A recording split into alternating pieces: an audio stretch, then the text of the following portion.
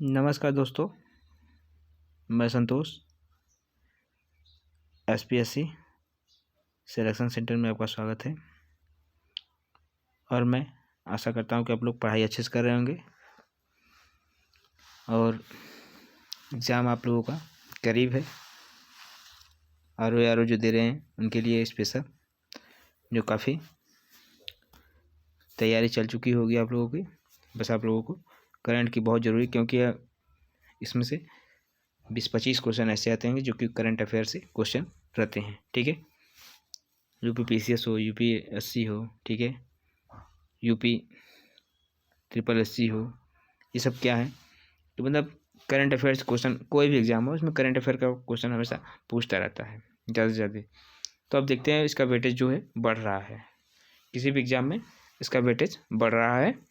आइए इसको हम कवर अप करेंगे जो एडिटोरिया का, ठीक है, एडिटोरिया का है, हम इसको 1 बाय 1 देखते हैं। ठीक है, जो पॉलिसी लाया है गवर्नमेंट, नेशनल इंटरनेशनल जो भी पॉलिसी है उसके बारे में हम लोग जानेंगे।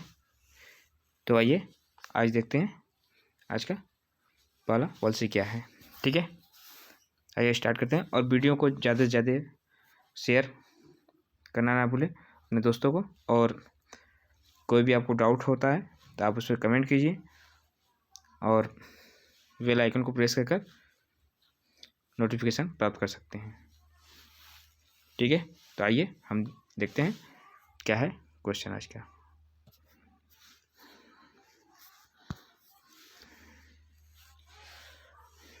क्वेश्चन क्या है कि जो हमारा देखिए राष्ट्रीय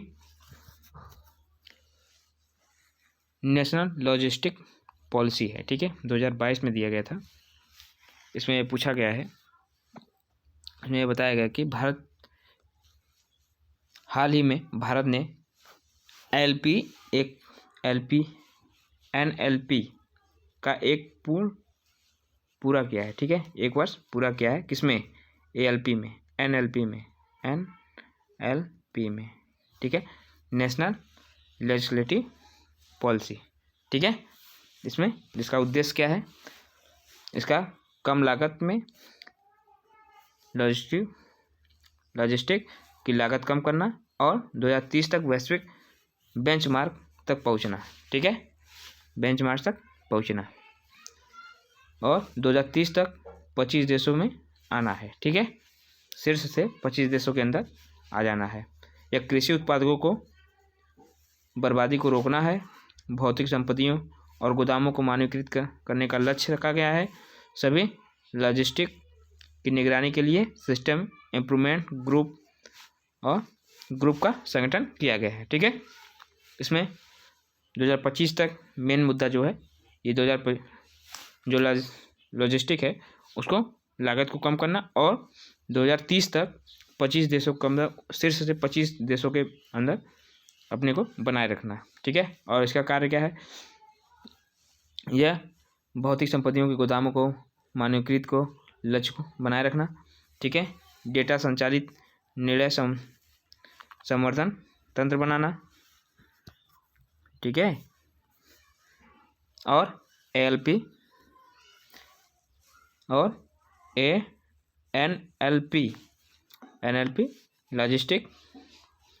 लेजिस्लेटिव पॉलिसी है जो कि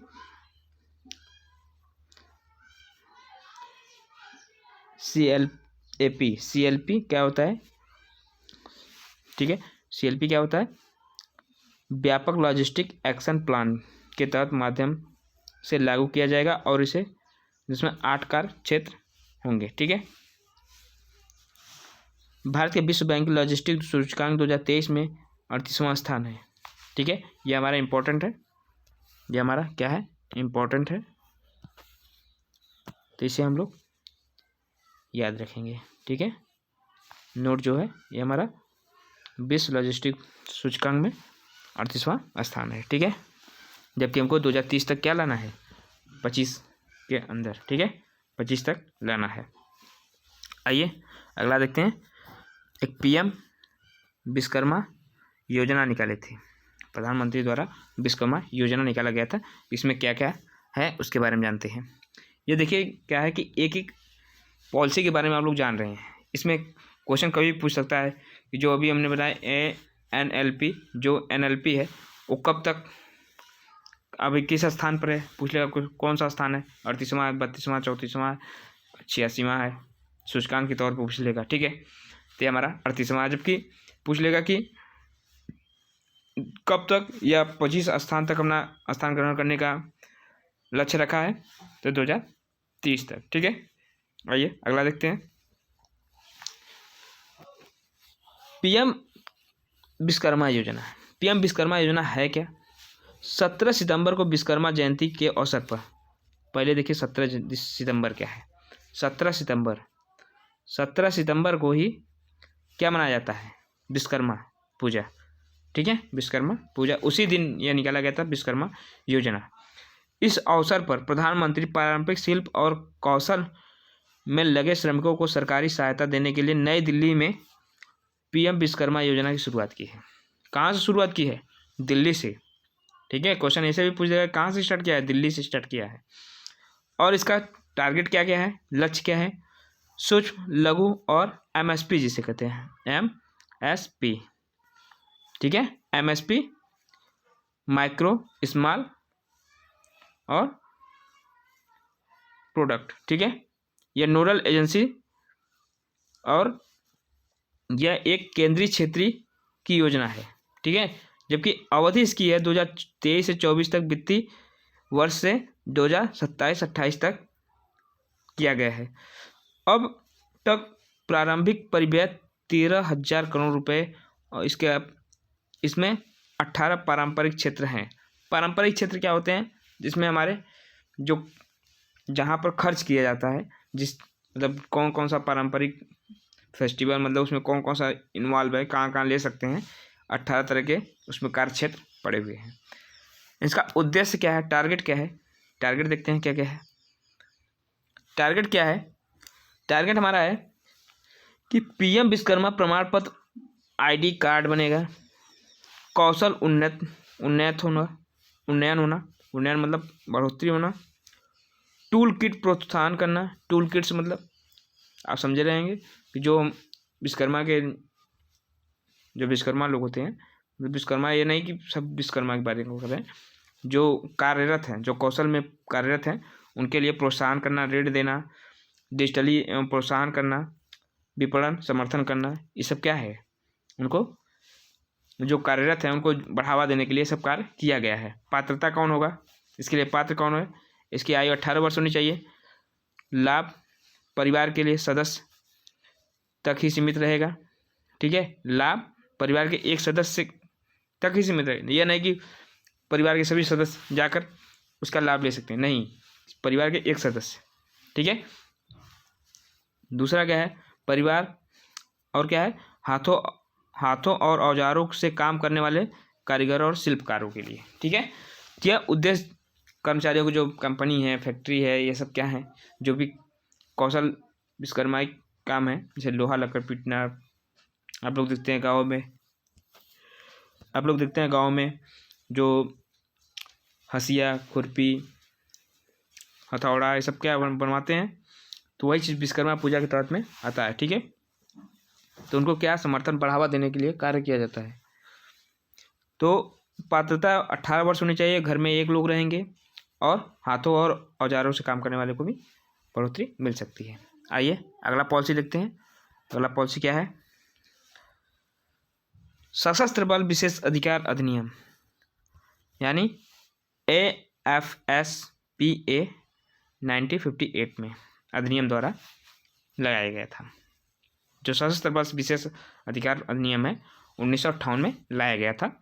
यह अधिनियम अरुणाचल प्रदेश, असम, जो पूर्वी क्षेत्र में है, भारत के पूर्वी क्षेत्र में अरुणाचल प्रदेश, असम, मणिपुर, मेघालय, मिजोरम, नागालैंड, त्रिपुरा के अशांत क्षेत्रों को सशस्त्र बलों को विशेष शक्तियां प्रदान करता है। ठीक है, क्वेश्चन ऐसे पूछेगा, जो सशस्त्र बल अधिकार अधिनियम कब पारित किया गया था? 1958 में। ठीक है। यह किस क्षेत्र में लागू होता है? यह भारत के पश्चिमी क्षेत्र में, भारत के पूर्वी क्षेत्र में, भारत के दक्षिणी क्षेत्र में, भारत के मध्य क्षेत्र में। बताइए किस क्षेत्र में होगा? यह भारत के पूर्वी क्षेत्र में होता है। इसका यह किस लिए होता है? यह शांति अशांति को बनाए रखने के लिए किया जाता है। ठीक है। अब अगला देखते हैं, इसका प्रावधान क्या क्या है। बिना वारंट के संदिग्ध लोगों को गिरफ्तार कर लेता है। संदिग्ध लोग, जैसे कि हम वहाँ पर क्योंकि नक्सलाइट एरिया है, ठीक है, यहाँ सब नक्सलाइट एरिया है, ठीक है। बिना वारंट के, मतलब आपके पास कोई वारंट नहीं हुआ, आपको बस संदेह पूर्वक, मतलब आपको लग रहा है कि अगर व्यक्ति हो सकता है कि आतंकवादी हो या व्यक्ति किसी प्रकार का दोषी लग रहा है, तो उसे गिरफ्तार कर लिया जाएगा। लेकिन वो जीवन भर नहीं रहेगा, उसके पास कार्रवाई चलकर फिर हट जाएगा। जरूरी नहीं कि वो हमेशा बंदी रहेगा। मतलब अगर व्यक्ति निष्पक्ष है, साफ है, कोई आतंक में से जुड़ा नहीं है, तो वो छोड़ दिया जाएगा, उसको ऐसी बात नहीं है। कानून के अनुसार किसी व्यक्ति पर गोली चलाना या बल प्रयोग करना, ठीक है, किसी व्यक्ति पर गोली चला देना या बल प्रयोग करना, जैसे कोई भी बल वाली बात नहीं है। अगर कोई मान लीजिए कोई आतंकवादी है और वहाँ पे सूचना दिया जाए कि अभी हमको यहाँ एक्शन लेना है, तो यहाँ पे कहना नहीं पड़ेगा, आप लोग मतलब वहाँ ऑन दी स्पॉट काम कर सकते हैं, आपके पास पूरी छूट रहेगी। ठीक है। जो सशस्त्र बल विशेष बल है, ठीक है, उसको पूरी तरह छूट रहेगी कि वह क्या कर सकता है, वह आक्रमण कर सकता है, वह गोली चला सकता है, ठीक है, और अपने बल का प्रयोग भी कर सकता है। और क्या है, किसी भी ऐसे संरचना को नष्ट कर दे जिसमें हथियारों के भंडार का आश्रय होने का संदेह हो, जहां से हमले किए जाने की संभावना हो। ठीक है। जो कभी खुफिया एजेंसी हो वहाँ पे वो क्या कर सके, उसको नष्टो नाबूद कर सके। ठीक है। आइए और क्या है देखते हैं उसके बारे में।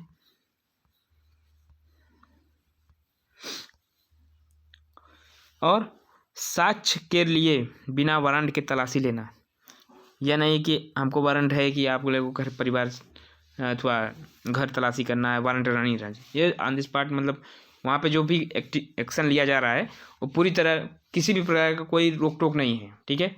वहाँ पे सशस्त्र बल ऑटोमेटिक जाकर वहाँ पे कार्रवाई कर सकता है। जबकि AFSPA अभियान या कार्रवाइयों पर रोक लगाता है।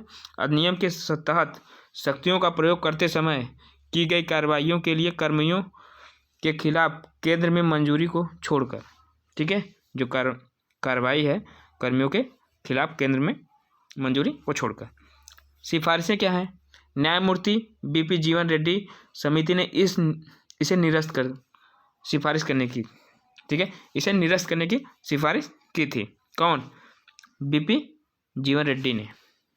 किसको? यह जो ऑन द स्पॉट काम किया जाता है, डायरेक्ट एक्शन लिया जाता है कि वहाँ पर किसी प्रकार का तलाशी लिया जाए, कहीं पर किसी को संदिग्ध पकड़ लिया जाए, तो यहाँ पर इस पर उन्होंने रोक लगाया था कि नहीं, इसे निरस्त करना चाहिए, इसे रोक देना चाहिए। जबकि द्वितीय ARC की 5वीं रिपोर्ट में ने भी इसे निरस्त करने की सिफारिश की थी। कौन? ARC, ठीक है, इसे निरस्त करने के लिए कहा था। आइए अगला क्वेश्चन देखते हैं। अगला योजना क्या है? स्वच्छ वायु सर्वेक्षण 2023। इसमें स्वच्छ वायु सर्वेक्षण में देखते हैं कि कहाँ की जलवायु कैसी है, कहाँ पर स्वच्छता है, कहाँ पर नहीं है, कहाँ प्रदूषण ज़्यादा है, इसके बारे में थोड़ा हम लोग जानेंगे। तो पर्यावरण, यह हमारा किस मंत्रालय द्वारा पास होता है? यह हमारे पर्यावरण वन जलवायु परिवर्तन द्वारा मंत्रालय द्वारा पहल लाया जाता है। ठीक है। जो स्वच्छ वायु सर्वेक्षण है वो पर्यावरण वन और जलवायु परिवर्तन मंत्रालय द्वारा जारी किया जाता है। ठीक है। इसका थीम क्या है? स्वच्छ वायु के लिए एक साथ। यह जरूर याद रखिएगा। ठीक है। स्वच्छ वायु सर्वेक्षण किसके द्वारा होता है? किस मंत्रालय द्वारा? ये हमारा जलवायु और पर्यावरण मंत्रालय द्वारा। ठीक है। जबकि इसका थीम क्या है? स्वच्छ वायु के लिए एक साथ। स्वच्छ वायु के लिए एक साथ। और उद्देश्य क्या है? समाज के सभी वर्गों के लिए जागरूकता पैदा करना, नागरिकों को स्वास्थ्य प्रभावों के बारे में सूचित करना। एनसीएपी सभी के लिए स्वच्छ वायु के लिए लक्ष्य को प्राप्त करने के लिए, ठीक है। इसका परिणाम क्या है? 131 शहरों में 3 समूहों में वर्गीकृत किया गया है। 131 शहरों को 3 समूहों में वर्गीकृत किया गया है। आइए देखते हैं कौन कौन सा है। देखिए, जो मिलियन मतलब जो 10 लाख से अधिक है, ठीक है, उसमें 10 लाख में कौन अधिक है? इंदौर शहर जो है फर्स्ट पोजीशन पे है। जो 3 लाख से 10 लाख के बीच में है वो अमरावती, यह भी फर्स्ट पोजीशन पे है। जबकि 3 लाख से कम जो है वहाँ पर परवाणु, ठीक है। मूल्यांकन के कुछ मापदंड दिए गए हैं। वाहन उत्सर्जन, ये क्या है? जो कि सबसे ज़्यादा प्रदूषण फैलाते हैं। वाहन से उत्सर्जित होता है सड़क के धूल, बायोमास और नगर पालिकाओं के ठोस अवशिष्ट पदार्थ जलाना आदि। ये सब क्या है? प्रदूषण के लक्षण है, ठीक है, मापदंड है। यहाँ पे इसको रोकना चाहिए। वायु से मतलब वाहन से कम धुआं प्रदूषित हो, और सड़क की जो धूल है उसकी साफ सफाई अच्छे से रखी जाए, ठीक है, धूल गर्दा ना उड़े, प्रदूषण ना हो। बायोमास और नगर पालिका को ठोस अवशिष्ट जलाना, प्लास्टिक, कूड़ा करकट, ये सब क्या होता है? जला देते हैं नगर पालिका वाले, इसको जलाना नहीं चाहिए, ठीक है। आइए आगे देखते हैं अगला पॉलिसी क्या है। अगला पॉलिसी है डिजिटल व्यक्तिगत डेटा संरक्षण अधिनियम 2023।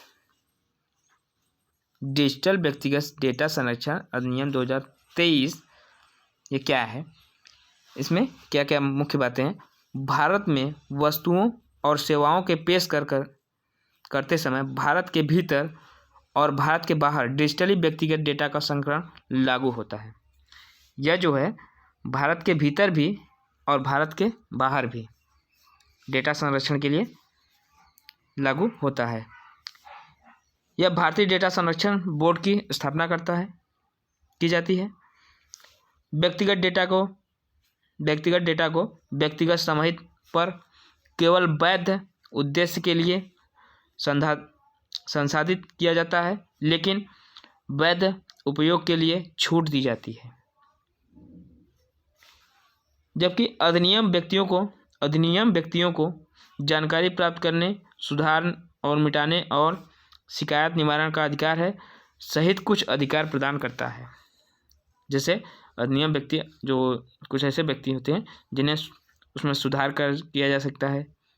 व्यक्तिगत डाटा वही है कि जो कि जैसे हमारा आईडी कार्ड है, जो हमारा क्या बोलते हैं कि जैसे कि हमको क्या कर दिया गया, जैसे हमारा आधार कार्ड चेंज हो गया, आधार कार्ड में डाटा चेंज करवाना हुआ, तो कोई सभी व्यक्तियों को नहीं होता है, या किसी व्यक्तिगत के पास होता है। जैसे हम लोग जाते हैं CSC बोर्ड मतलब जन सेवा केंद्र पर जाते हैं, तो वहाँ पे क्या होता है कि हमारा जो डाटा होता है उसको चेंज किया जाता है, मिटाया जाता है, हटाया जाता है, शिकायत भी निवारण होता है, सब कुछ किया जाता है।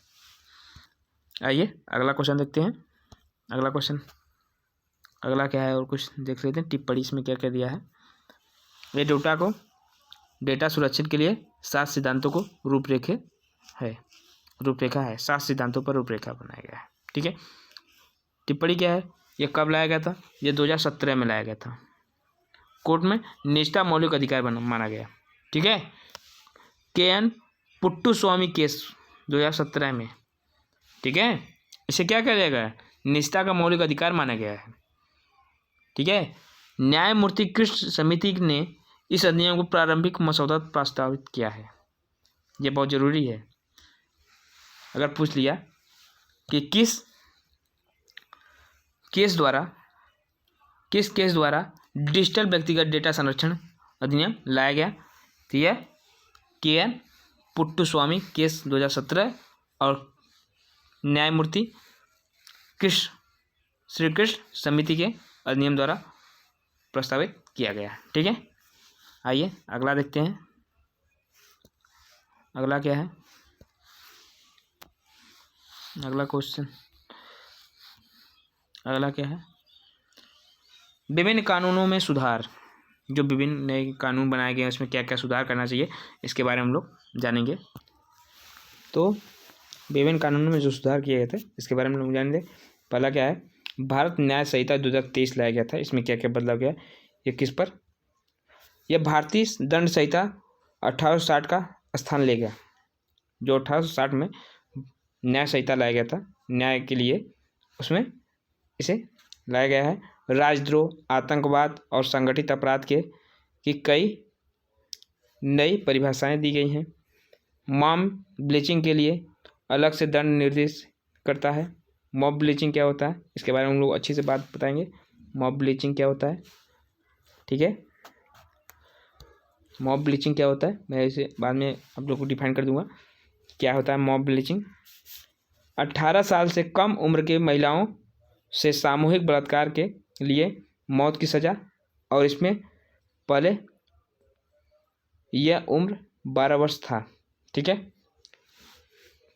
अगर व्यक्ति 18 साल से कम की महिलाओं के साथ दुष्कर्म करता है तो उसे मौत की सज़ा दी जाएगी। लेकिन इससे पहले क्या था कि जब 12 वर्ष की महिलाएं थी उनके साथ शोषण किया जाता था तो उनको फांसी दे सकता था, मौत की सज़ा सुना सकता था। अब लेकिन अब हो गया 18 साल तक, ठीक है। शादी के झूठे वादों पर यौन संबंध बनाने का पर दंड का प्रावधान किया गया है, ठीक है। शादी विवाह के जैसे झांसा देकर व्यक्ति कहते थे दूसरी शादी करते थे और उसे गलत संबंध बनाकर कार्य करते थे तो उनको ऊपर भी यह कानून लाया जा सकता है। अगला देखते हैं, भारतीय नागरिक सुरक्षा अधिनियम क्या है। 2023 में क्या लाया गया है, दंड प्रक्रिया संहिता 1973 का स्थान लेगा, 1973 का, ठीक है। कम से कम 7 वर्ष की सज़ा के लिए फॉरेंसिक जांच अनिवार्य है। विभिन्न प्रक्रियाओं के लिए समय समय पर समय सीमा तय करना, घोषित अपराधी की अनुपस्थिति में मुकदमे का संचालन और निर्णय की घोषणा, सभी परीक्षा, पूछताछ और कार्रवाई इलेक्ट्रॉनिक मोड में आयोजित की जा सकती हैं। कम से कम एक सब इंस्पेक्टर के अनुरोध पर आरोपी को मेडिकल जांच किया जाएगा, ठीक है। एक अगर सब इंस्पेक्टर एसआई कर देता है कि नहीं इसका मेडिकल जांच होना चाहिए तो होगा, ठीक है। सीआरपीसी पहली बार 1882 अधिनियम द्वारा, बाद में 1898 में और 1923, 1955 और सीआरपीसी 1973 में संशोधित किया गया था सीआरपीसी, ठीक है। आइए अगला देखते हैं, भारतीय साक्ष्य विधेयक क्या है 2023 का। भारतीय साक्ष्य विधेयक 1972 का स्थान लेगा। यह इलेक्ट्रॉनिक और डिजिटल रिकॉर्डों का कानून प्रभाव कागजी रिकॉर्ड के स्थान, सॉरी आज बहुत उल्टी पुल्टी शब्द निकल जा रहा है, थोड़ा सा रिकॉर्ड के समान ही होगा। आज क्या हो गया है कुछ समझ नहीं आ रहा। अगला, इलेक्ट्रॉनिक रूप से दी गई किसी भी जानकारी को मौखिक साक्ष्य माना जाएगा। इलेक्ट्रॉनिक रूप से दी गई किसी भी जानकारी को मौखिक साक्ष्य माना जाएगा। एक ही अपराध के लिए एक से अधिक व्यक्तियों पर मुकदमा चलाया जाएगा। एक ही अपराध के लिए एक से अधिक व्यक्तियों पर मुकदमा चलाया जा सकता है, ठीक है। डीएनए साक्ष्य की स्वीकार्यता के लिए विशेष प्रावधान है, ठीक है। इसमें यही था जो भी न्यायिक कानून थी। अब देखते हैं मुख्य चुनाव आयुक्त CAG, CEC और अन्य चुनाव आयुक्त EC, ठीक है। नियुक्ति कैसे होती है, सेवाओं की शर्तें और कार्यरत की अवधि विधेयक 2023 द्वारा, ठीक है। तो देखते हैं प्रावधान क्या क्या है, चुनाव कैसे होता है। चुनाव आयुक्तों की सेवाओं की शर्तें और व्यवसाय का संचालन अधिनियम 1991 की तरह लेगा। CEC और EC की नियुक्ति चयन प्रक्रिया प्रधानमंत्री, लोकसभा में विपक्ष के नेता और प्रधानमंत्री द्वारा नामित एक केंद्रीय कैबिनेट मंत्री की सिफारिश पर राष्ट्रपति द्वारा की जाती है। चुनाव जो है, जो CAG, CAC, CEC,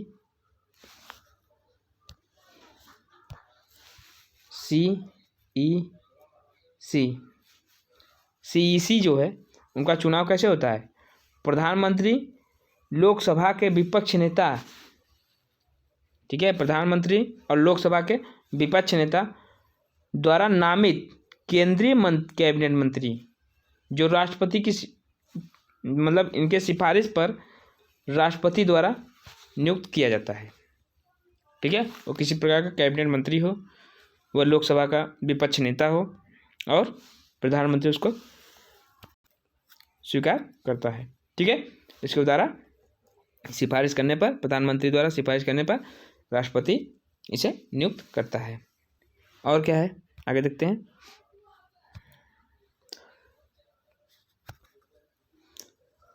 कैबिनेट सचिव की अध्यक्षता वाली एक खोज समिति, चयन समिति को नामों का एक पैनल प्रस्तावित करेगी, ठीक है। सीईसी और ईसी का वेतन और सेवा शर्तें कैबिनेट सचिव के बराबर होगी। किसके बराबर होगी? कैबिनेट सचिव के बराबर होगी, ठीक है। यह पहले सुप्रीम कोर्ट के न्यायाधीश के बराबर होती थी। किसका? जो चुनाव आयुक्त होता है, ठीक है। जो चुनाव आयुक्त होता है उसका कैबिनेट सचिव के बराबर वेतन होता है। इससे पहले अनूप बर्नवाल बनाम यूओआई मामले में सुप्रीम कोर्ट ने घोषणा की कि राष्ट्रपति ईसी और सीईसी की नियुक्ति सलाह समिति के परामर्श के तहत करेंगे, जिसमें प्रधानमंत्री, लोकसभा के विपक्ष नेता और भारत के मुख्य न्यायाधीश शामिल होंगे, ठीक है। आइए और देखते हैं अगला क्या है। कंपनी की श्रेणियाँ, कंपनी किस श्रेणी में कैसे कैसे रहेंगी इसके बारे में जान लेते हैं। इसको ज़्यादा जानकारी लेने की ज़रूरत नहीं, बस हल्का सा जान लीजिए। कंपनी की 3 अलग अलग श्रेणियाँ हैं, जो महारत्न, नवरत्न और मिनी रत्न हैं। जबकि 13 जो हैं 13 महारत्न कंपनी है और 13 महारत्न ऑयल इंडिया लिमिटेड है। नवंबर 2023 तक 16 नवरत्न कंपनियां और 16 नवरत्न RITS लिमिटेड है। महारत्न के मापदंड कौन है? नवरत्न का दर्जा प्राप्त हो, भारतीय स्टॉक एक्सचेंज सूची में हो, 3 साल का औसत सालाना टर्नओवर 25,000 करोड़ होना चाहिए और 3 साल के लिए औसत वार्षिक नेटवर्थ 15,000 करोड़ होना चाहिए। कर पश्चात औसत वार्षिक शुद्ध लाभ 5 करोड़ से अधिक होना चाहिए। महत्वपूर्ण वैश्विक उपस्थिति होना चाहिए, ठीक है। महारत्न दर्जा प्राप्त करने के लिए इन्हें क्या क्या होना चाहिए? 25,000 करोड़ का टर्नओवर 3 साल में होना चाहिए और उसका जो नेटवर्क है उसमें 15 करोड़ होना चाहिए 3 साल में। कर पश्चात औसतन 500 करोड़ से अधिक होना चाहिए। तो यह महारत्न मापदंड में आ सकता है। आइए और देखते हैं नवरत्न की कसौटियाँ क्या क्या हैं। मिनी रत्न एक अनुसूची ए का दर्जा प्राप्त होता है। पिछले 5 वर्षों में से 3 वर्षों की रेटिंग अच्छी या उत्कृष्ट हो, 6 प्रदर्शनों संकेतों पर 60 या उससे अधिक का समग्र स्कोर हो, ठीक है।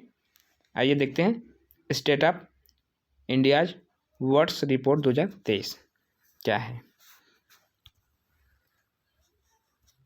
यह state of India words report भारतीय वन्यजीव संस्थान और भारतीय सर्वेक्षण द्वारा संयुक्त रूप से जारी किया जाता है। ये किसके द्वारा जारी किया जाता है? वन्यजीव संरक्षण और भारतीय पर्यावरण संरक्षण द्वारा इसे पारित किया जाता है, ठीक है, जारी किया जाता है। रिपोर्ट के अनुसार यह पक्षी जो जाती है उसकी समृद्धि को रोकने के लिए, कम हो गई है उसके रोकने के लिए, ठीक है। लंबी दूरियों को प्रवासी 50 से अधिक से गिरावट आई है, जो कि लंबी प्रवासी दूरी काफ़ी दूर से, ठीक है, वो सफ़र कर लेती थी फिर जा नहीं पाती थी, उनमें गिरावट आने की वजह से, ठीक है। लुप्त प्राय इंडियन स्कीम प्रवासी में 50 से अधिक की गिरावट आई है। लुप्त प्राय इंडियन स्कीमर ब्लैक वेल्डियर टर्न हो, गंभीर रूप से लुप्त प्राय great India bustard, Bengal florican और बेयर पोचार्ट, ठीक है, गंभीर रूप से लुप्त प्राय हो चुके हैं। इनके लिए यह मतलब मेन चीज़ है। भारतीय मोर, एशिया कोयल, राग कबूतर आदि प्रजाति। इसमें यह चीज़ बताया गया है कि जो पक्षियाँ हैं, पक्षियों के बारे में बताया गया है। ठीक है, किसके बारे में? पक्षियों के बारे में बताया गया है। पक्षियों के बारे में बताया गया है कि पक्षियों के जीवन के कैसे उन्हें बचाया जा सके, उनके प्रकृति में किसी प्रकार का कष्ट न हो, उसके लिए किया गया है। आइए आगे देखते हैं। अनुसंधान राष्ट्रीय रिसर्च फाउंडेशन अधिनियम 2023 क्या है?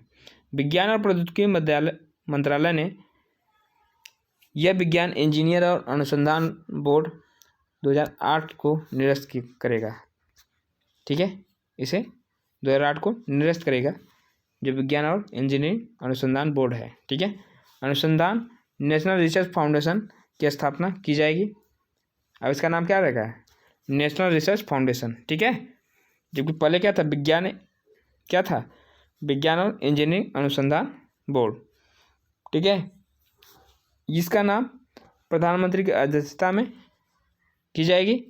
कार्यवाही परिषद की अध्यक्षता प्रधान वैज्ञानिक सलाहकार रहेंगे और यह निकाय कार्यान्वयन का कार्य करेगा। ठीक है, आइए आगे देखते हैं।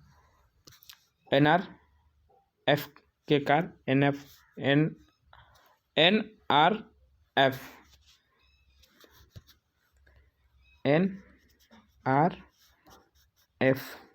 ठीक है, क्या है इसके बारे में हम लोग जानते हैं। ठीक है, नेशनल रिसर्च फाउंडेशन।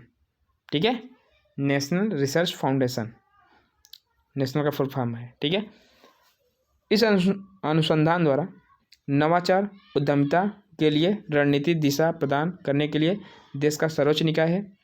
अनुसंधान और विकास के लिए अल्पकालिक, मध्य अवधि और दीर्घकालिक रणनीति तैयार करना, अनुसंधान प्रस्तावों के लिए अनुदान प्रदान करना, अंतर्राष्ट्रीय सहयोग को प्रोत्साहित करना, वैज्ञानिक अनुसंधान परिणामों और खर्च का वार्षिक सर्वेक्षण करना।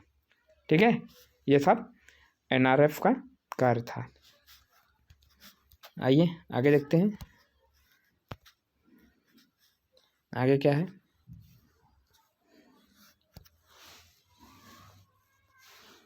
अगला क्या है? हमारा इंडिया स्टैक है। इंडिया स्टैक होता क्या है? यह एक एप्लीकेशन प्रोग्राम है। ठीक है, जो सरकार द्वारा स्टार्टअप और व्यवसायों को डेवलप करने के लिए अद्वितीय डिजिटल बुनियादी ढांचा तैयार करने की अनुमति देता है। ठीक है, इसकी 3 शर्तें हैं। कौन कौन सी हैं? 3 शर्तें हैं, 3 परतें हैं, जो कौन कौन सी हैं? पहला क्या है? यह अद्वितीय ID प्रदान करता है, जैसे आधार, हस्ताक्षर, आधार कार्ड बनाना, डिजिटल हस्ताक्षर करना। ठीक है, दूसरा क्या है? भुगतान पर भुगतान की अनुमति देना, UID, आधार कार्ड सक्षम भुगतान दे सेवा। ठीक है, कैसे हम भुगतान कर सकते हैं, पैसा लेन देन कर सकते हैं। डेटा परत क्या होता है? तीसरा, डेटा के स्वतंत्र रूप से स्थानांतरित करने के लिए अनुमति देना, जैसे डिजीलॉकर, अकाउंट एग्रीगेटर। ठीक है, इंडिया स्टैक के प्रमुख घटक आधार, KYC, DigiLocker, UPI, director benefit transfer आदि।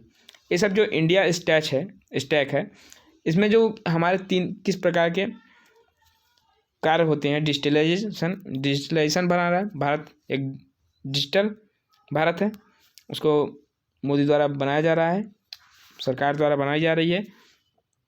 क्या कि जो भी कार्य हो डिजिटलाइजेशन के द्वारा किया जाए। ठीक है, अभी तक हमारा जो केरल राज्य है वो पूरी तरह से डिजिटलीकरण हो चुका है। ठीक है, इसके फायदे क्या क्या हो सकते हैं? वित्तीय समावेशन हो सकता है, अर्थव्यवस्था का औपचारिक रूपीकरण हो सकता है, स्वास्थ्य और सेवाओं की बेहतर डिलीवरी की जा सकती है। क्यों? वित्तीय समावेशन, आप ऑनलाइन पेमेंट है, कभी भी कहीं भी व्यवसाय कर रहे हैं, आराम से पैसा लेन देन कर सकते हैं। अर्थव्यवस्था का औपचारिक रूप से क्या है? कहीं भी आप व्यवसाय कहीं भी पैसा इन्वेस्ट करना चाहते हैं, आप कर सकते हैं, आराम से हो सकता है, कोई दिक्कत नहीं है। स्वास्थ्य और सेवाओं को भी बेहतर बनाएगा, कहीं इमरजेंसी में कुछ हो गया तुरंत ऑनलाइन पेमेंट कीजिए, कोई भी दिक्कत नहीं होती। ठीक है, आइए आगे देखते हैं। अगला कौन योजना है? सम्मान नागरिक संहिता चर्चा में। चर्चा में क्यों रहा, इसके बारे में जानते हैं। 22वां वित्त आयोग के समान नागरिकता संहिता पर सुझाव मांगा है। ठीक है, भारत ने 22वें वित्त आयोग समान नागरिक संहिता पर सुझाव मांगा है, जो यूसीसी विवाह, तलाक, विरासत, गोद लेने और उत्तराधिकारी से संबंधित सभी धार्मिक समुदायों के मामलों पर लागू होगा। पुर्तगाली नागरिक 1867 के रूप में यूसीसी का पालन करने वाला गोवा का एकमात्र राज्य है। इसे राज्य के नीति निर्देशक सिद्धांतों के अनुरूप अनुच्छेद 44 के तहत संवैधानिक अधिकार प्राप्त है। ठीक है, यह नीति निर्देशक सिद्धांतों के 44 के तहत प्राप्त है। लेक्स लोकी रिपोर्ट 1840 में सिफारिश की गई थी, जो मुसलमानों और हिंदुओं के व्यक्तित्व के कानून को संबंधित नहीं किया जा चाहिए था। ठीक है, जबकि बी एन राव समिति ने एक संहिताबद्ध हिंदू कानून की सिफारिश की थी। ठीक है, आइए आगे देखते हैं। कानून सागर अजान डील। ठीक है, काला सागर अजान डील क्या है?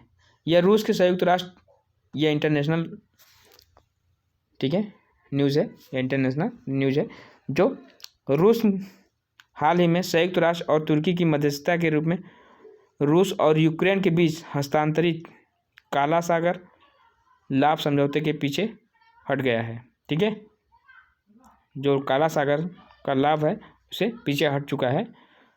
यह पहला काला सागर ओडेसा, चार्मोमोर्स्क, यूजनी, पिडवेनी में 3 प्रमुख यूक्रेनी बंदरगाहों से वाणिज्य, भोजन और उद्योगों की अनुमति देती है।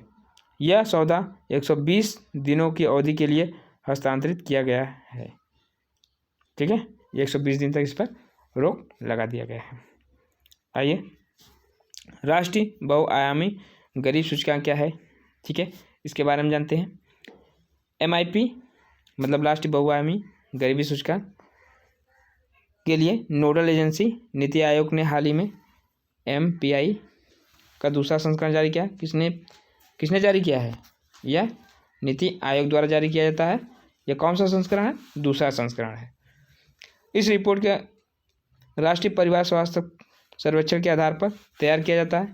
ये स्वास्थ्य सर्वेक्षण पर तैयार किया जाता है, जिसे स्वास्थ्य जीवन स्तर, गरीबी, कुल जनसंख्या के अनुपात में गिरावट भारी देखी गई है, जो 2015 से 15-16 में 24% से अधिक और 2019 से 14% हो गई है। ठीक है, आइए आगे देखते हैं। रिपोर्ट की बातें जो 15-16 और 2019-21 के बीच 13 करोड़ की बहुआयामी गरीबी से बाहर निकल चुके हैं। कितने निकल चुके हैं? 13.5 करोड़। ठीक है, जो गरीबी से बाहर निकल चुके हैं। ग्रामीण क्षेत्रों में 32% से 19% हो गए हैं, जबकि शहरी में 8% से 5% हो गए हैं। पहले 32 से कितने हो गए? 19 हो गए हैं, 19.28। ठीक है, जबकि ये तो ग्रामीण थे, जबकि शहरी थे 8.65, अब हो गया कितने? 5.25। ठीक है, 5.25 हो गए हैं। तो इसको याद रखिएगा, ये हमारा जो डाटा है इसको याद रखिएगा। आइए अगला देखते हैं, आगे क्या है। 2015-16 में से 19-21 के बीच में गरीबी रेखा तीव्रता से 47% घटकर 44 हो गई है। पहले कितनी थी? 47 थी। ठीक है, अब कितनी हो गई है? 44 हो गई, 3% घट चुकी है। MPI मूल्य के आधार पर 2015-16 में 0.177 से 2019-20 में 0.066 हो गया है। सभी 12 संकेतों को उल्लेखनीय कमी देखी गई है, जो राज्य का प्रदर्शन करता है।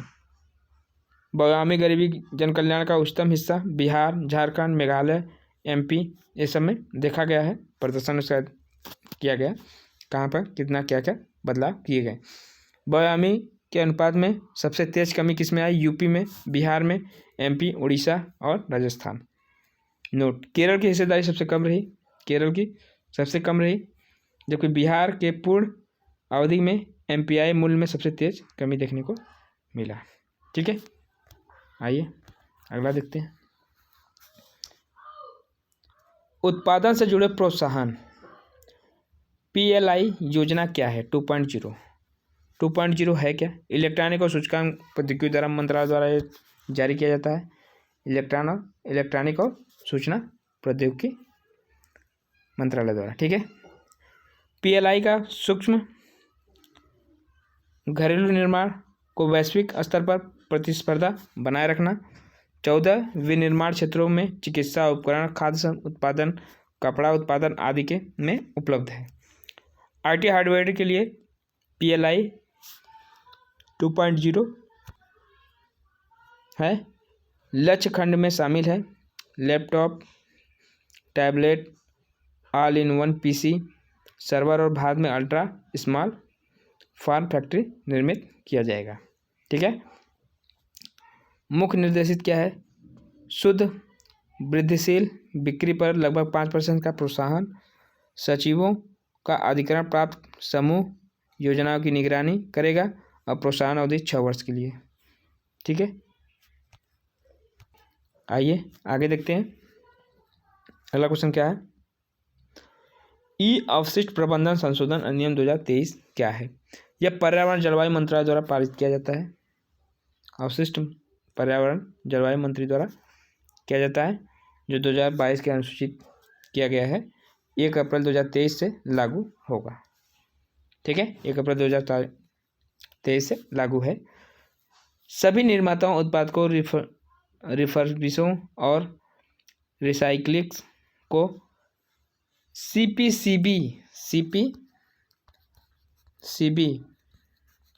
CPCB द्वारा विकसित पोर्टल पर पंजीकृत कराना होगा। EPR प्रमाण पत्र का निर्माण, लेन देन की पीढ़ियाँ और लेन देन के लिए प्रावधान पेश किए गए हैं। कार्रवाइयों की निगरानी के लिए संचालन समिति का गठन किया जाएगा। इस संशोधन के तहत solar panel, self lower photo voltaic cell panel के कैडमियम और सीसा तथा चिकित्सा उपकरणों में प्रयोग करने वाले सीसा को छूट प्रदान किया जाएगा। ठीक है, तो आज के लिए बस इतना ही रखते हैं। अब हम नेक्स्ट वीडियो में आप लोगों को और काफ़ी बचे हुए हैं जो हमारे आप लोगों को बता दें बचे हुए हैं। जैसे में देखिए अभी बहुत सारे बचे हुए हैं। ठीक है, अभी मैं अगली वीडियो में आप लोगों को अच्छे से बता दूंगा कौन सा क्या क्या है। ठीक है, तो आज के लिए बस इतना ही रखता हूँ और वीडियो को बार बार देखिए क्योंकि यह बहुत इंपॉर्टेंट है। UPPCS मेन फैक्ट यही चीज़ है, क्वेश्चन यहीं से बनेगा एकदम, क्योंकि इससे क्वेश्चन 15 से 20 क्वेश्चन इसमें से फंसेंगे आप लोगों को। ठीक है, सूचकांक पढ़ लीजिए, क्या क्या योजनाएं निकली हैं उसके बारे में बता रहा हूँ। अभी योजनाएं काफ़ी बची हुई हैं, अच्छी योजनाएं जो नई 2023 में लागू हुई हैं उसके बारे में। ठीक है, तो अच्छे से जानकारी लीजिए और वीडियो को ज़्यादा से ज़्यादा हो सके तो शेयर करना ना भूलें, अपने दोस्तों को शेयर करें और जो बच्चे सब्सक्राइब नहीं किए हैं उसको सब्सक्राइब कर लें और बेल आइकन को प्रेस कर नोटिफिकेशन प्राप्त कर सकते हैं। और अपना अगर PDF प्राप्त करना चाहते हैं तो हमारे टेलीग्राम ग्रुप पर जुड़ जाए। SP सिलेक्शन सेंटर में आप सर्च करेंगे वो ऑटोमेटिक आ जाएगा। ठीक है, तो आज के लिए बस इतना ही। नमस्कार, धन्यवाद।